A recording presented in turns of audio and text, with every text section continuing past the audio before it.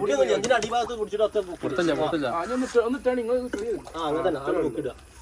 അപ്പം ബോട്ടിൽ മൂവ് ആകാൻ തുടങ്ങും കേട്ടാ. അത് സ്റ്റാർട്ട് ചെയ്തോ.